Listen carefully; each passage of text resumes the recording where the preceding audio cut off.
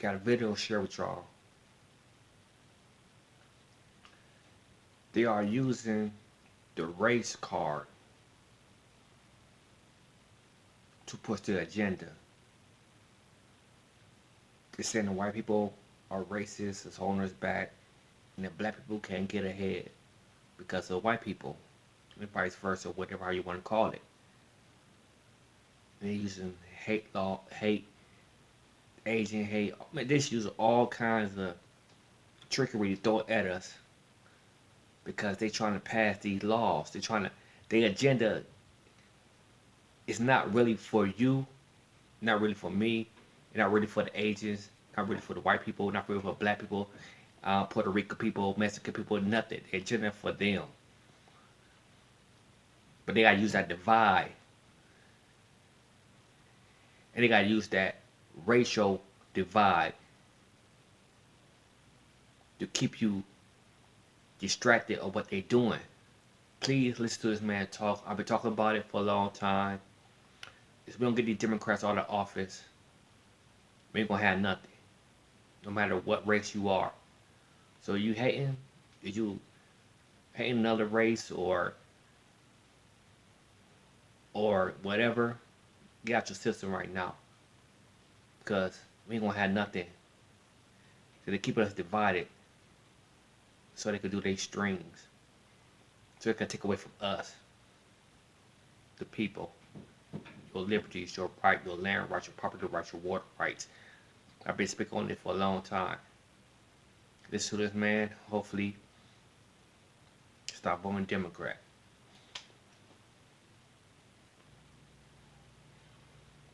Wants. They want you to pay. They just don't want you to own. Will Cap starts now.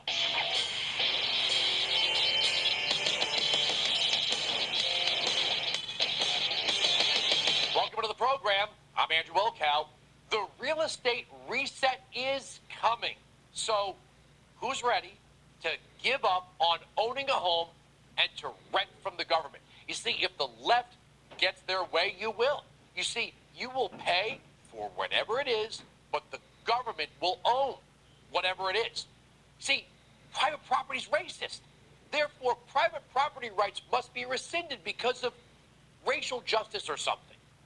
No, see, the very essence of a free people is private property for all people. But somehow, they say, we'll all be equal when we are stripped of our rights equally. See, the pandemic has given the left the gift it has always wanted. Well, I just think COVID is God's gift to the left. Yeah, it's better than a new bike on Christmas.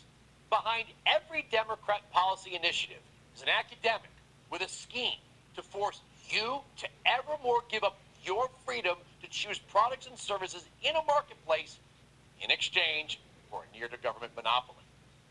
Think education. We've been doing this to ourselves for the better part of a century now, and each time it's sold as the cure to some social ill that only government can solve. There's an old saying, when you're one step ahead of the crowd, you're a genius. When you're two steps ahead, you're a crackpot. You know, every so often, we wake up to the next big tax and spend government scheme or new government monopoly, and then we always ask, how did this happen? Well, I'm going to be the crackpot here. The left is using the pandemic to not only reset the economy, but to begin turning owners into renters. What was once and often the fringes thinking is now rapidly becoming mainstream in the Democrat Party, and that is private property is racist. Headline, Governor Newsom says, we're not going back to normal after pandemic. This derives from the idea that because minorities were discriminated against in the past, there is now inequality in how property was acquired. I don't disagree. But the next step is to declare that because there was once discrimination in the past, we must now in the present begin to confiscate property to create what they call systemic equity. Now, how do they do this? Well, it's easy, through new regulations and taxes that make owning something like a home near impossible. How, you ask? It's very, very easy. Embedded in the Green New Deal are provisions that force existing homes to be environmentally upgraded at enormous cost, and also to apply costly regulations to new home construction. When homeowners can't afford the upgrades, guess what happens? Guess what happens when people can't afford to live in their homes anymore? Sure, the government will make sure you're not evicted, but then they become your landlord. You see how easy that is? Somehow giving the government greater control over the concept of property is supposed to make the world a fairer place. Or at least it's supposed to. The far left inherently thinks that market forces are some kind of evil. They see the market as a race to the bottom. Left-wing thinking almost always seeks to replace individual decision-making with government provision and distribution. And this is always predicated on the belief that the government must provide the maximum amount of services due to the fact there are people who cannot afford said services if left to fend for themselves. Let me just say, there's no such thing as a society where every single person is happy, well-fed, and in good health. But the Democrats really do believe we're just one law, one more regulation away from utopia if we could just follow a central plan.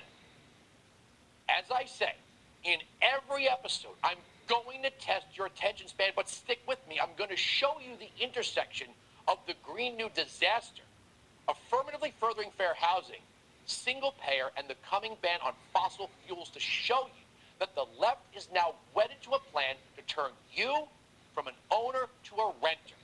Now, look, the Constitution has not a single line of text that grants the keyword federal government the power to get involved in housing. But yet there it is, the Department of Housing and Urban Development. In 2015, the Obama administration issued a series of regulations known as affirmatively furthering fair housing. Now, according to the Connecticut Fair Housing Center, the obligation to AFFH does not extend solely to the specifically funded project, but rather to all housing and housing-related endeavors in the grantee's jurisdiction, regardless of whether such activities are privately or publicly funded. Between the EPA and HUD, the federal government can basically determine what goes where and its value. Now look, progressivism naturally emanates from densely packed cities. The closer people live to one another, the more rules there's going to be. The more rules, the more government, and the more of everything, good and bad.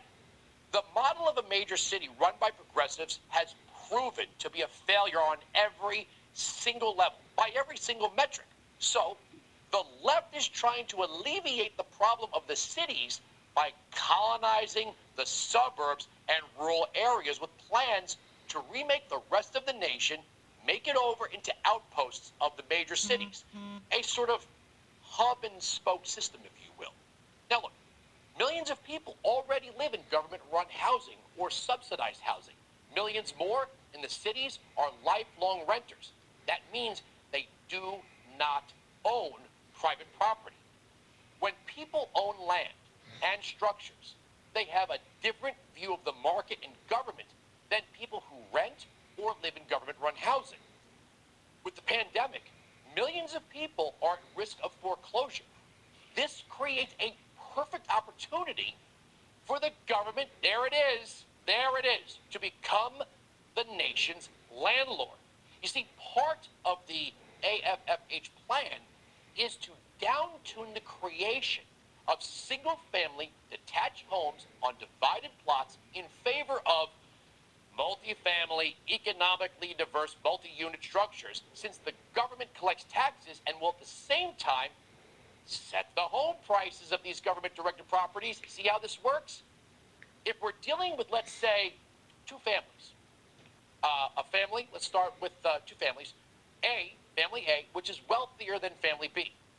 They can tax family A and then subsidize family B. So A and B end up living literally on top of one another.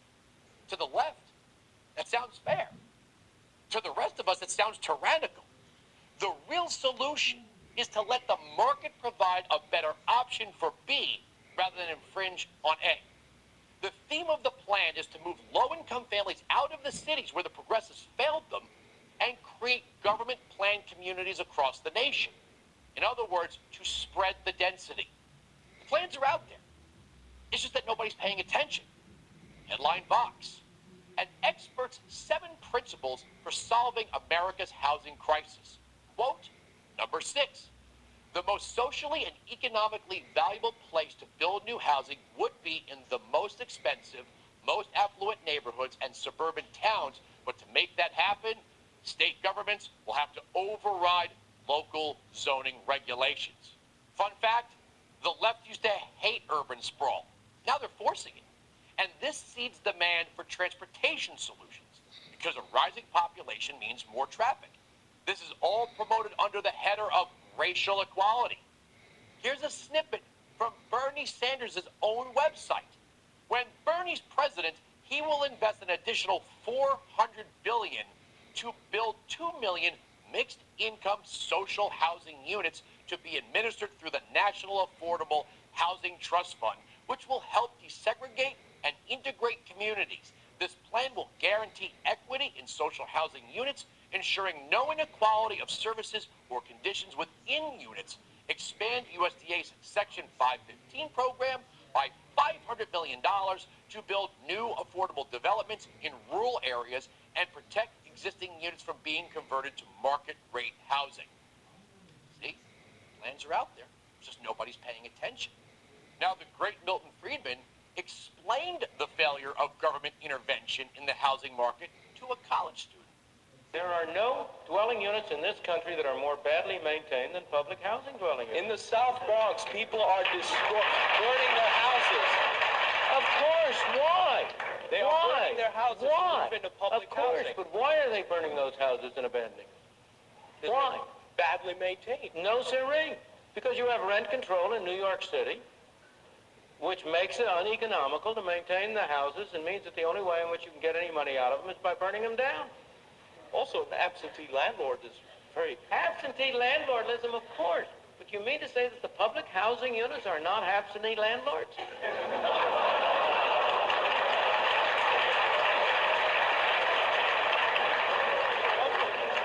Look, I am not... You must understand, I think it's important for people to have decent housing. My objection to public housing is that it's made the housing of the poor worse. That kid is probably in his 60s by now. But the more things change, the more they stay the same. Now the squad wants the federal taxpayer to cover all rent and mortgages for the next 2 years. Then there's transportation. The Democrats want to regulate us away from the free movement of owning a car to government-run rails and timetables. Headline, thedrive.com. Here's why the Green New Deal's bold transportation ideas are all but impossible to pull off. The Green New Deal also advocates for building public transit that's accessible and affordable for all, furthermore constructing a web of high-speed rail between cities to an extent that it could supplant the need for air travel entirely. The idea of revamping public transit from coast to coast has lots of appeal, but also monumental challenges because cities all have unique shapes and forms and distributions of people and jobs. Many efforts to integrate rapid transit systems, whether light rail, subway, or bus networks, run up against shifting patterns in employment, distribution, and the matching changes in residential areas, not to mention the practical reality that in many places there's just no space for new rail infrastructure. Throw in the challenges of the time, often runaway costs associated with large-scale transit projects. Look, moving from place to place is already a burden. I mean, even if you're just moving from, one place to another in the same zip code. Now, try to imagine if the only way to move from, let's say, New York to Texas required you to rely only on government transport. I mean, you want to check out the town, right? You want to view homes, then you got to move your stuff. I mean, the government would literally be choking you in that process, so you stay put where the government wants you to live. And who's going to pay for all this new government-run housing? It's you. But who's going to own it? Well, the government. What you see here is a shift from people acquiring property in the form of homes, cars, and the like, to paying the government for the use of a housing unit and the use of transport, meaning the citizen will pay for the use, but in the end own nothing. The government will own everything. We see this shift all around us. It began with government retirement, Social Security, and government-run education. Then the government began the process of using the tax base to provide a service, leaving the majority of the population with little to no choice but to take the service from the government, even though the government was providing the service with the citizens' dollars. The majority do not own their education dollars. The government does. The majority doesn't fully own its retirement dollars. The government does. The Green New disaster will remove market forces and force the consumer to subsidize energy that is owned directly or indirectly by the government. And if we move to universal basic income, millions of people will lose their independence and become dependent. I'll paraphrase. The justification for all of this in the minds of the left-wing thinkers is private property creates a hierarchy and thus inequality. But I hate to be the one to break it to them, but so does government, especially left-wing socialist governments. The government class never lives with the people, but above. And I don't mean in the apartment upstairs. All right, so here's the argument. There is no justice, racial or otherwise, in passing laws and making regulations that force us to serve the state versus the other way around. You see, once we give over the right to acquire property to the government, we will pay more and more to borrow, rent, or use what we need, but we won't own anything. We won't own anything for our efforts. Taxes, regulations are the weapon of choice to force you to move from owning to renting. We do not, as a free people, owe it to central planners to follow their central plan. Like with every left-minded idea, race is introduced to convince minorities that they are the victims and thus need the government to rescue them, and that white people are oppressors and thus need government to correct them. You see, that's the goal, right?